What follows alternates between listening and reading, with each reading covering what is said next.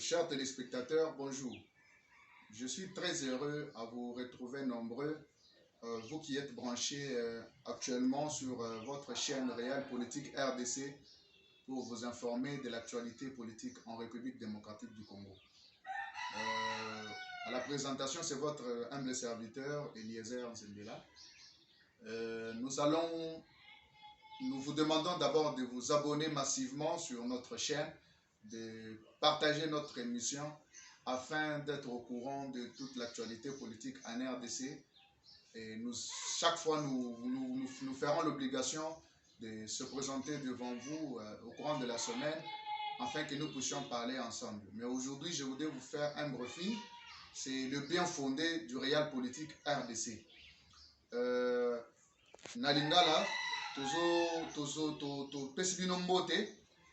nous vous prions que vous partagez l'émission Oyo à travers la plateforme médiatique Moussousou pour que vous soyez au courant de l'actualité politique Oyo Ezali Mikolo na RDC pour que vous soyez informés. Abonnez-vous, partagez massivement.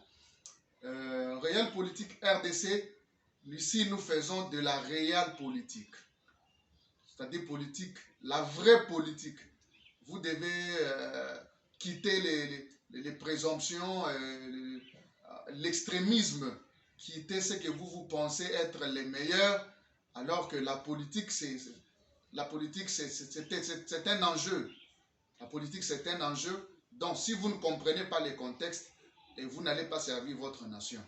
Alors, vous allez comprendre pourquoi il y a la transhumance, pourquoi un tel groupe quitte tel nom pour un tel nom, pourquoi il y a les gens qui tergiversent par-ci par-là, pourquoi il y a eu des alliances entre un groupe politique et un autre, pourquoi.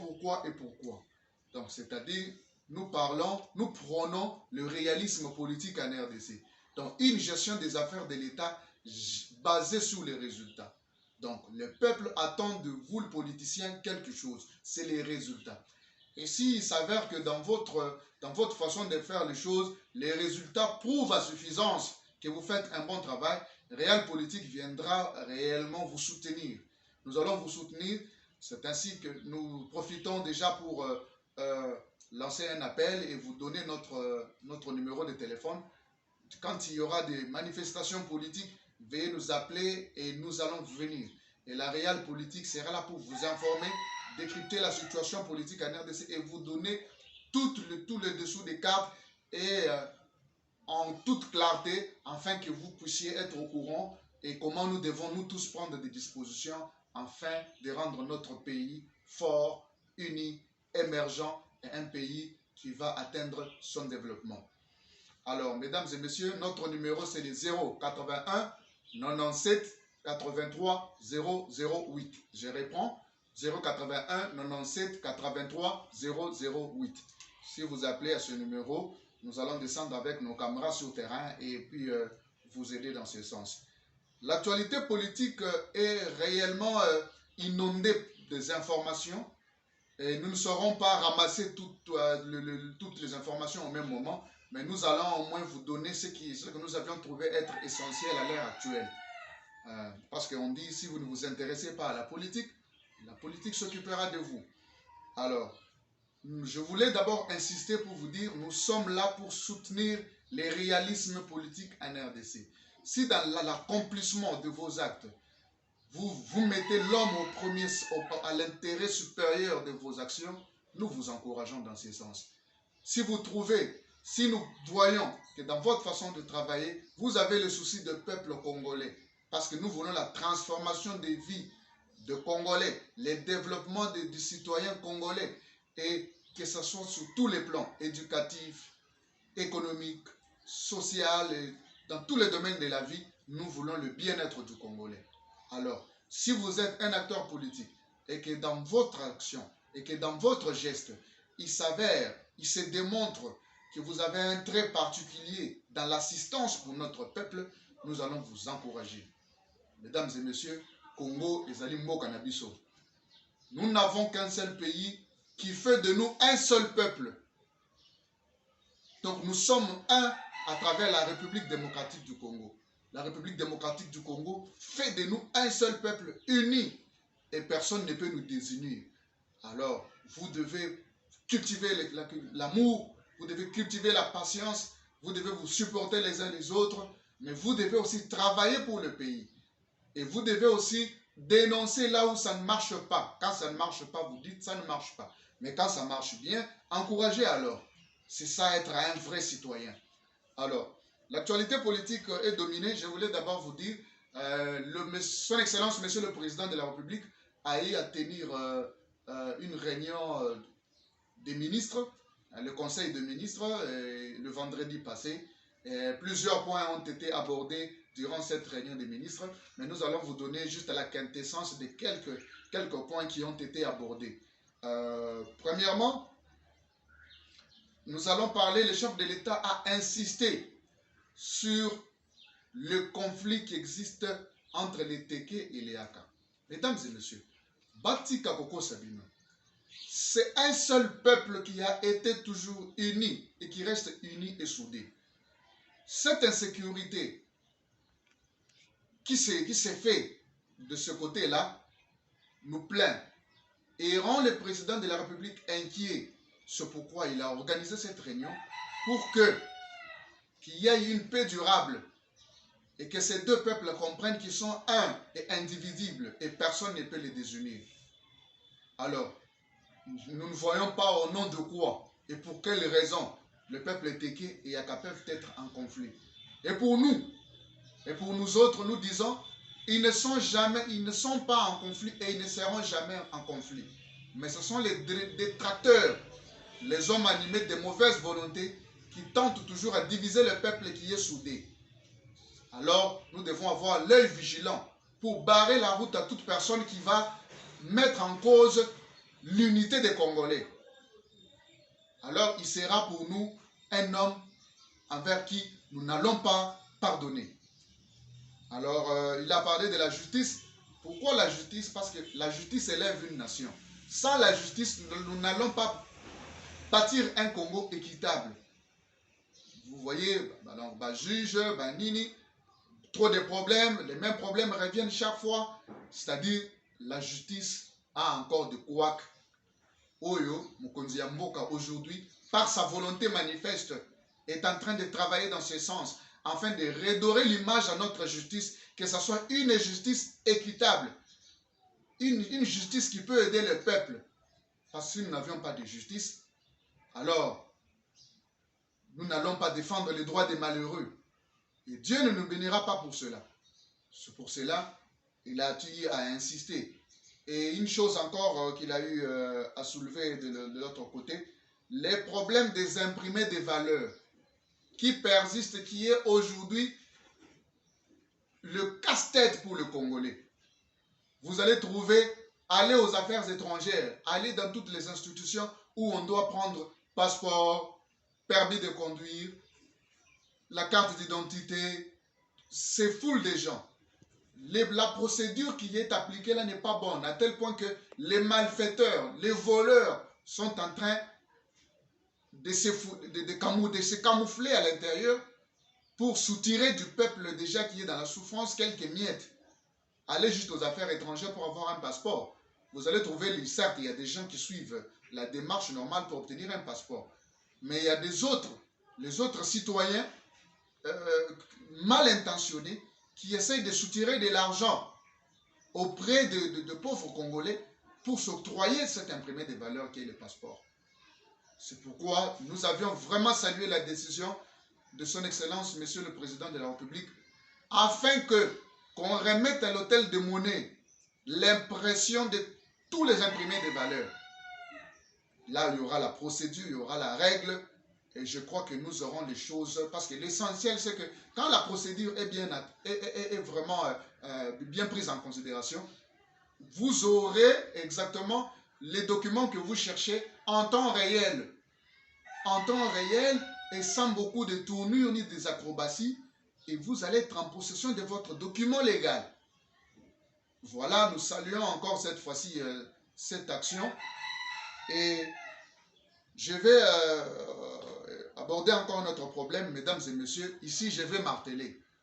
Il s'agit de la Précope 27, qui s'est tenue ici en RDC du 3 au 5 octobre. Cette réunion a connu la participation de 308 experts venus de 53 pays au monde. Mesdames et messieurs, vous vous souvenez que lors de la prise de parole de son Excellence, le chef de l'État, à la tribune des Nations Unies, il a démontré qu'il s'avérait très important qu'à l'heure actuelle, les mesures de sauver le monde ou bien de garder le monde soient déjà prises en considération. Sinon, pas demain, le monde va disparaître. Et entre autres, il y a des problèmes de guerre. Il a parlé des problèmes de guerre, des problèmes de conflits. Des problèmes de conflits. Il y a ce problème du changement climatique qui est à jour. Le changement climatique, vous voyez, le Congo, scandale géologique, un pays riche, un pays qui peut aujourd'hui, selon les rapports que nous ont présentés les experts, un pays qui peut sauver les autres nations par rapport à ce problème du réchauffement climatique. Parce que nous détenons aujourd'hui de l'espace vert. Nous détenons aujourd'hui, et je voulais vous dire que dans ce but-là, et dans cette même vision, le chef de l'État a eu toujours à initier un programme pour planter 1 milliard d'arbres. 1 milliard d'arbres, ce qu'on a appelé paradis scolaire. Donc c'est un projet, et aujourd'hui il y a 1 milliard d'arbres présents, plantés en République démocratique du Congo. Tout ça pour lutter contre les réchauffements climatiques. C'est pour vous dire, ce pays, la RDC, est une solution pour les autres nations au monde. Mais je voulais vous rappeler quelque chose. Pour ceux qui lisent la Sainte Bible, vous allez comprendre que quand Dieu a donné la terre à l'homme, il lui a dit, cultive, garde, assujettis et domine. Donc c'est-à-dire, l'homme doit cultiver la terre et la garder. Mais regardez aujourd'hui, il y a ce qu'on appelle les pays pollueurs. C'est-à-dire, eux n'ont pas pris en compte, ils n'ont pas réellement réalisé ou bien accompli la mission que Dieu leur avait donnée de protéger leur nation.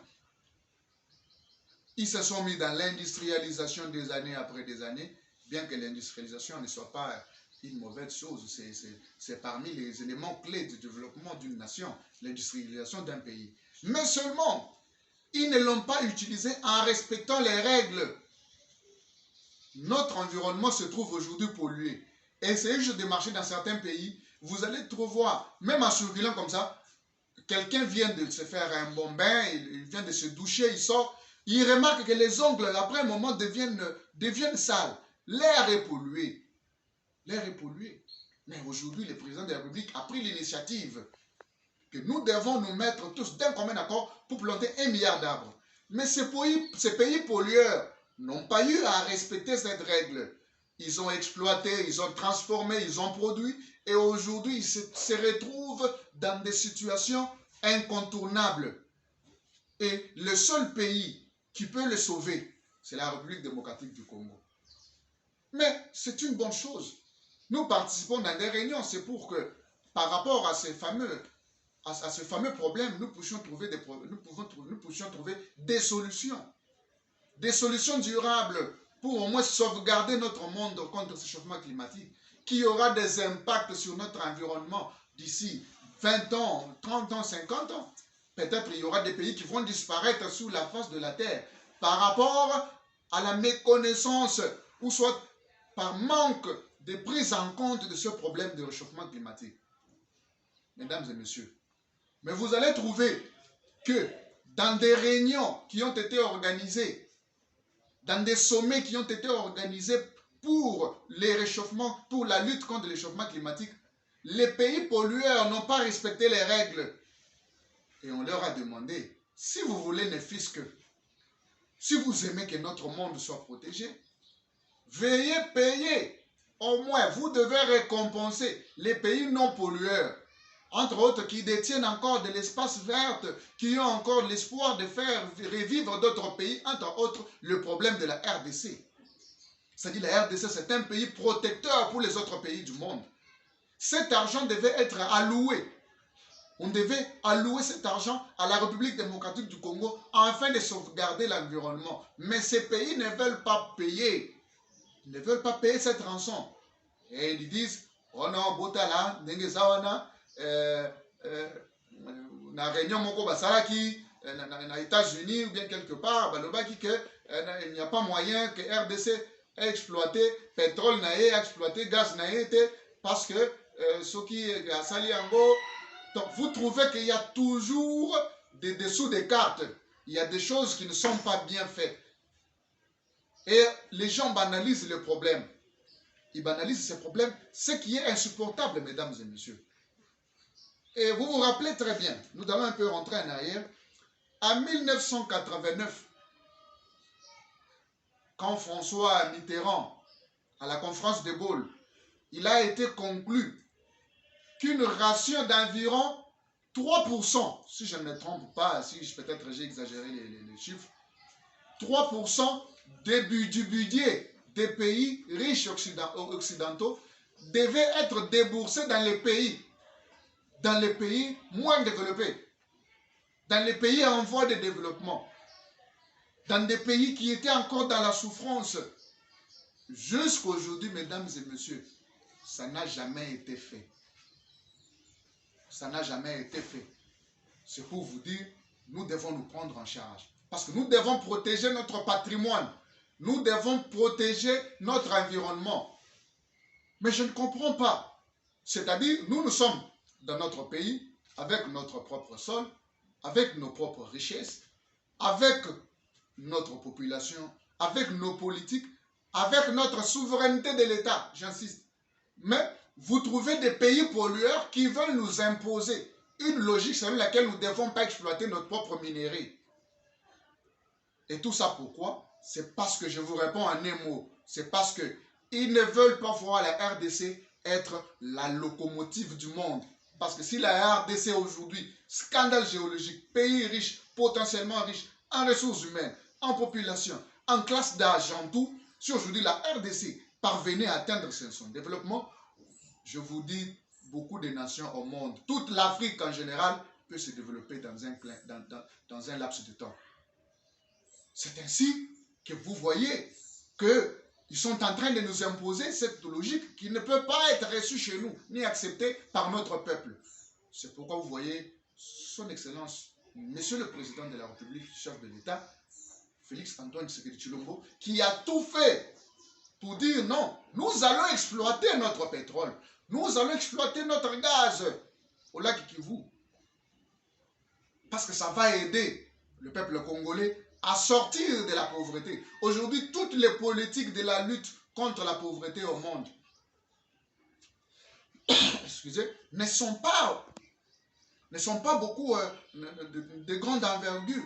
Et en RDC, c'est parmi les secteurs qui a beaucoup échoué. Les secteurs où on pouvait promouvoir le développement et éradiquer la pauvreté. Mais si nous pensons, nous, peuple congolais, que si ce pétrole, ce gaz est exploité, ça va aider les jeunes Congolais à avoir des emplois. Ça va nous assortir de la vulnérabilité. Afin d'être un pays émergent un jour. Mesdames et messieurs, nous devons prendre conscience et dire cette fois-ci, le Congo sera l'Allemagne de l'Afrique. Le Congo sera l'Allemagne de l'Afrique. Son Excellence, Monsieur le Président de la République, a eu à le dire tout haut. Mais il y a eu des gens qui ont chuchoté en bas. Par quelle magie, par quelle magie. L'homme qui a dans ses mains tout le pouvoir, tout le potentiel, mais il se sous-estime, ne pas être en grande main. Pourquoi ne pas être objectif? Donc, yo osana bomengo na maboko, ba yebiso na bomengo yo osana ngo okokoma boye. Oyebi mutu muso le bite azokosa. Mais aujourd'hui, avec ce que c'est, vous pouvez imaginer si aujourd'hui que notre pétrole est exploité. C'est difficile. Et d'ailleurs, il y a beaucoup de ressources, il y a beaucoup d'autres sources qui peuvent nous ravitailler du pétrole, même en dehors de ce qu'eux sont en train de préconiser. Parce qu'eux, ils voient toujours le pétrole, le pétrole, le pétrole, le pétrole. Mais ils ne savent pas qu'avant que le pétrole soit pétrole, il y a eu des transformations, il y a des segmentations, il y a eu des divers mécanismes autour de cela pour aboutir au pétrole. Mais tous les éléments, là, tous les déchets, toutes les ordures ont été retrouvés en RDC comme étant une richesse incommensurable. Hein, bango, tous en droit, il y a qu'exploiter, ma belle n'a pas sauté, toute richesse n'a pas sauté. Ce qui est faux et archi faux.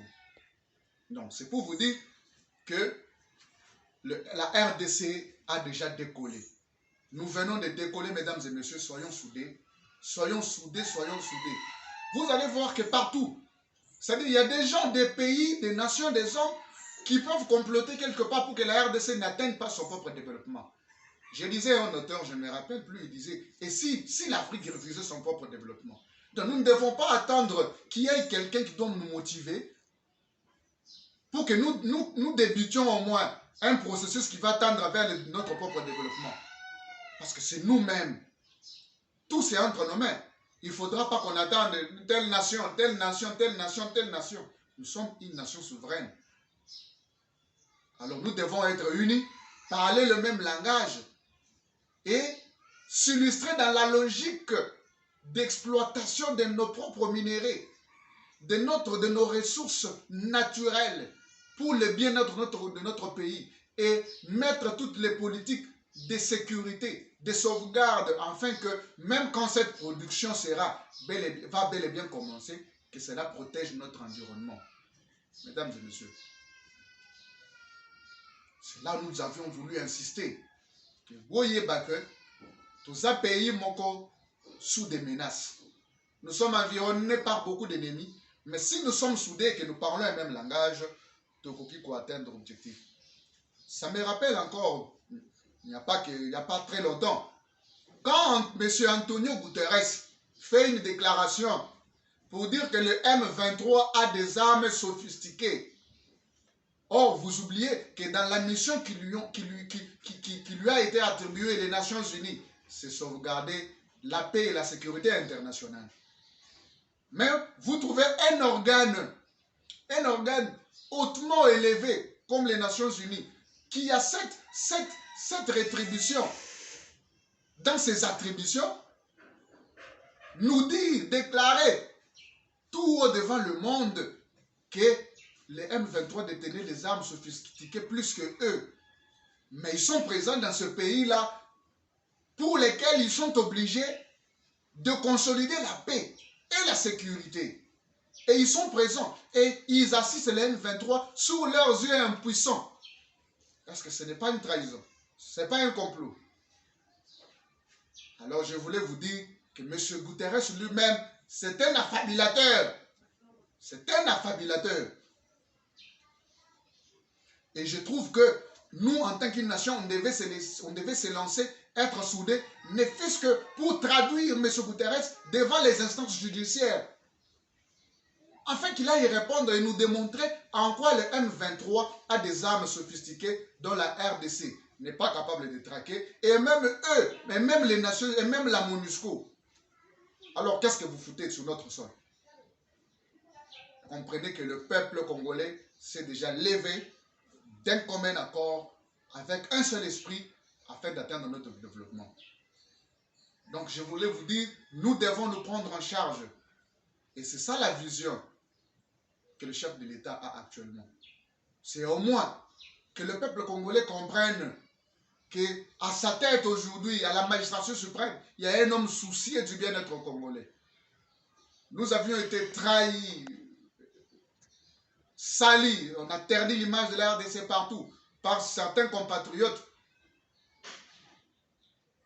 qui n'ont pas su répondre vraiment favorablement à ce qu'on à la mission qui leur avait été confiée. Mesdames et messieurs, pour aujourd'hui, nous allons finir ici avec cette introduction. Veuillez nous suivre régulièrement sur notre chaîne YouTube. Vous allez voir les personnalités politiques défiler ici. L'actualité politique sera en continu. Nous allons décortiquer ensemble la situation politique en RDC pour qu'un jour, nous puissions arriver à atteindre notre développement, notre souveraineté et notre indépendance totalement dans tous les domaines du secteur de la vie. Et aussi, n'oubliez pas, nous devons être unis. Merci beaucoup. Nous vous disons encore merci. Vous étiez très nombreux à pouvoir suivre ces briefings de ce matin. C'est M. Fabien Eliezer qui vous l'a présenté. Veuillez nous écrire au 081 97 83 008. Si vous allez aimer nos pages Facebook Réal Politique RDC, notre compte Facebook existe. Et abonnez-vous, partagez l'émission, appelez-nous, nous descendrons sur le terrain avec nos caméras afin de constater ensemble ce que vous êtes en train de faire, si cela va réellement pour l'intérêt général de notre nation. Merci, ciao et à la prochaine.